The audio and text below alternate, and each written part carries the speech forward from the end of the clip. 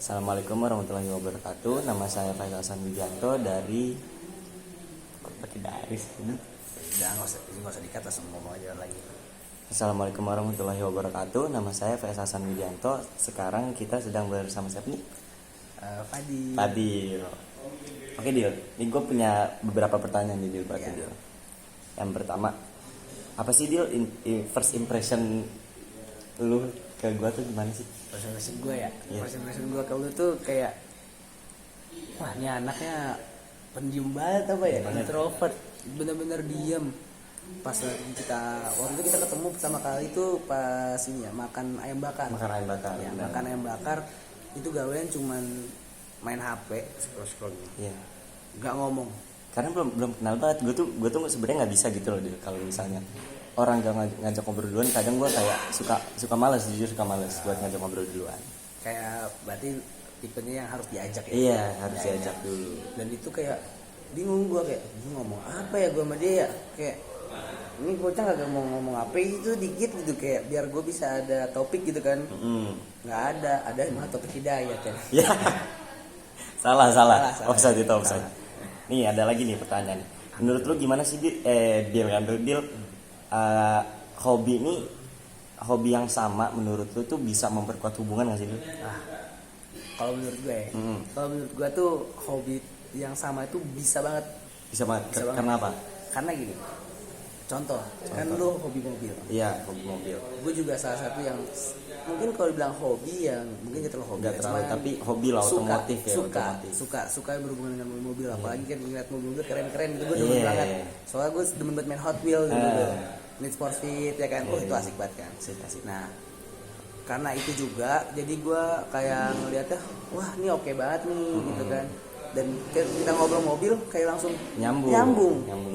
Dan karena ketertarikan itu pula juga yang menambahkan kayak kalau ngeliat mobil nih, kita suka refleks kayak suka patah tuh leher tiba-tiba ya, karena ngeliat mobil bagus kayak wah beda nih, apalagi di Bogor ya. Itu dia, di Bogor kan jarang mobil yang bagus-bagus banget gitu kan, yang harganya sampai miliar-miliar kan jarang banget ya. Jadi merasa kayak oh ternyata kesukaan sama dan refleksnya pun ngeliat mobil itu juga sama. Jadi kayak kita tuh punya perasaan yang sama gitu.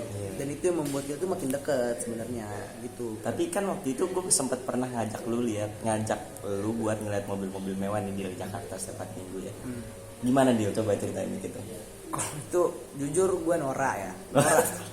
bener-bener sampai ngechat ibunya guys, sampai kayak Bu, lihat nih Bu, mudah-mudahan aku bisa beli ini. Ya, manifesting ya kan. Manifesting.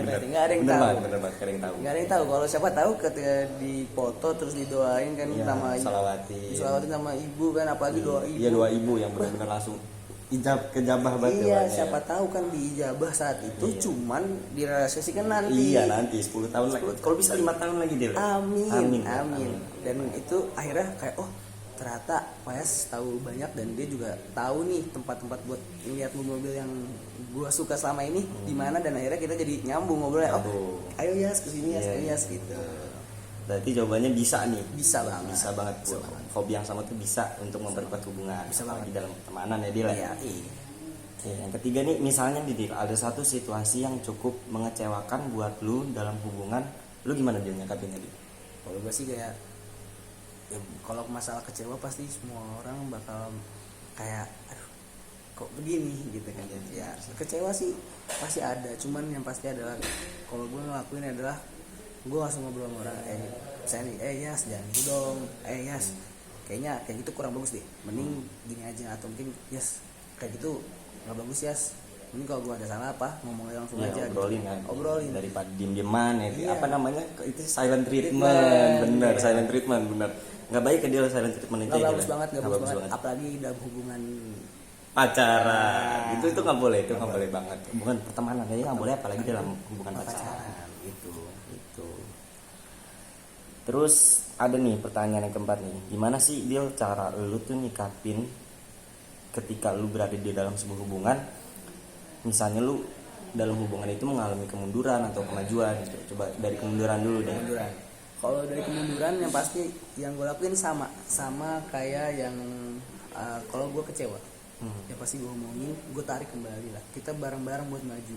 Kayak kalau gue udah ngeliat ada sebuah kemunduran kayak duh, kok berasa nggak enak nih kenapa kita mundur. Harusnya kita bersama-sama bisa maju bareng-bareng kayak kita bisa buat yang lain, bisa buat sesuatu hal. Tapi kalau bisa ada kemunduran di kita, ya gue pasti omong kayak kayak kita harus lebih benar lagi nih, kita harus lebih benar lagi nih. Ayo kita maju sama-sama yuk. Gue mengajak yang maju. Ayo kita maju bersama gitu. Dan kalau berarti lu kalau misalnya nggak mau ya kayak misalnya lu mengalami suatu kemunduran dalam sebuah hubungan, lu nggak mau diem aja gitu, nggak mau ya pokoknya lu nge-reach out temen lu buat kita sama-sama maju lah gitu. Ayo kita bareng-bareng gitu, jangan lu gua ada di mana lu masih di Ciledug ya, jauh malah pulang kampung. Iya, pulang kampung. Ya jangan sampai ya gini, kita makan sama-sama, kita tidur sama-sama, kita mandi nggak sama-sama, enggak. Tapi di tempat yang sama sih, di tempat yang sama, satu WC gitu. Satu asbak juga. Enggak, ya udah. Nah, jadi maksudnya jangan sampai yang kita udah sama-sama selama ini dan kita nggak bisa maju sama-sama. Gitu. Benar. Dan kalau ngebahas tentang kemajuan, kalau gue menyikapi kemajuan adalah ya gue mengapresiasi, seneng banget. Dan ketika ada temen gue yang let's say bisa dibilang lebih maju dibanding gue, kayak misalnya dia bisa lu lebih jago dalam pengambilan gambar, ya gue sangat senang, gue sangat bahagia. Dan itu juga menjadi motivasi juga ke gue. Dan juga kayak ya lu bisa ngajarin gue. Iya, benar. Dan gue nggak pernah kayak kok lu ngajarin gue sih, enggak sih. Kayak ya kalau lu maju kan ya gue bakal minta ajarin kalau misalnya gue mau. Dan kalau misalnya gue nggak mau ya itu motivasi gue untuk mengejar, motivasi untuk kita bisa jalan sama-sama. Bukan malah insecure ya. Bukan malah insecure. Maju sama-sama. Itu berlaku dalam hal apapun ya. Dalam hal apapun. Akademik, soft skill, apalagi. Ya banyak lah pokoknya, banyak. Pokoknya ya hal-hal kayak gitu. Jadi ya gue nggak bakal sedih, nggak bakal kecewa, nggak bakal kayak kok maju sebenarnya, nggak mungkin. Justru pengen banget buat belajar ya, biar bisa gitu. Memotivasi diri gue sendiri. Diri kita sendiri. Oke, benar. Terus ada pertanyaan terakhir nih. Ini udah 7,5 menit ini, nggak berasa nih. Emang kalau bisa kita udah bersama waktu tak terasa. Iya, bener. Kalau misalnya udah deket mah kita ya mau berapa lama pun jadi nggak berasa. Waktu itu aja kita ngomongin hotel bangunan istana Buckingham. Oh iya, itu bayangin kita habis rapat festival budaya. Terus kita pulang jam berapa? Jam 5 pagi. Jam 5 pagi.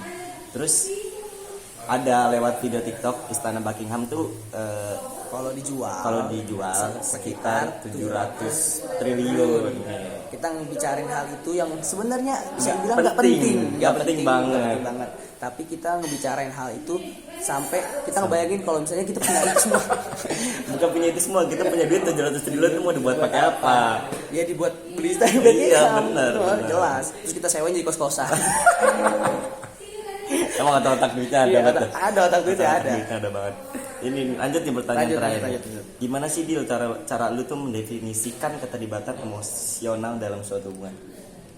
Mungkin gue nggak menyebutnya dalam sebuah definisi gimana, tapi gue menyikapi lah gitu. Sebenarnya berpendapat tentang sifat emosional, keterlibatan emosional dalam suatu hubungan. Nah, kalau menurut gue dalam suatu hubungan, ini hubungan ya, dalam hubungan apapun itu pasti ada emosional. Dan kalau misalnya memang di hubungan itu gak punya emosional, tanda itu bukan hubungan. Iya, benar, setuju. Ya kan? Bahkan hubungan antara misalnya nih, gue sama musuh gue, ada hubungannya adalah amarah atau apa, itu emosional kan. Emosional kan nggak selalu tentang emosi yang amarah. Iya, emosi yang amarah. Kayak kita temenan, wah gue merasa nyaman, gue merasa kayak senang, ya itu emosional dalam hubungan kita begitu. Nah, jadi kalau gue berpendapat tentang keterlibatan emosi dalam suatu hubungan, ya kita nggak bisa memisahkan hal tersebut. Dan itu pasti, karena itu udah satu kesatuan. Itu udah pasti banget. Karena nggak ada dunia ini hubungan yang nggak ada emosional. Bahkan kayak hubungan pacar, misalnya pacar, ya lu kasih sayang, apalagi pacar, apalagi sayang, kamu mungkin nggak punya. Kalian rasa sayang aja itu adalah sebuah rasa emosional ya dia. Sayang, nangis, sedih, seneng, semuanya dibagi gitu kan, berhubungan emosional. Dan emang kayak apa ya, bisa bilang ketika hubungan emosional terjalin dan terhubung sangat erat, ya itu bakal meningkatkan dan terus meningkatkan hubungan antara insan lah, antara manusia itu Antara juga. sesama manusia itu. Iya, jadi kalau emosional dan hubungan yang pasti tidak bisa dipisahkan, seperti aku dan kamu. Iya. Udah kali ya. Ya kalau udah mah udah, Iya, kalau udah, kata kalau lu udah mah mah udah udah ya. udah terserah lah kita mah. Lah kita kan tamu ini di sini. Iya, tak apa-apa ini biar kata tamu mau ngomong mau sebacot kan. Apa itu? Tuh. Ya, Lu mau ngomong sebanyak apapun nggak apa-apa di sini. Iya, karena ini kebebasan ya. Kebebasan. Asik, kebebasan berpendapat. Kebebasan berpendapat. Ya udah gitu aja Dil. Makasih banget nih. Iya, sama-sama. Makasih. Gak usah nangis, gak usah nangis, gak usah nangis. Ya udah. Makasih banyak. Sekian videonya. Wassalamualaikum warahmatullahi wabarakatuh. Dadah.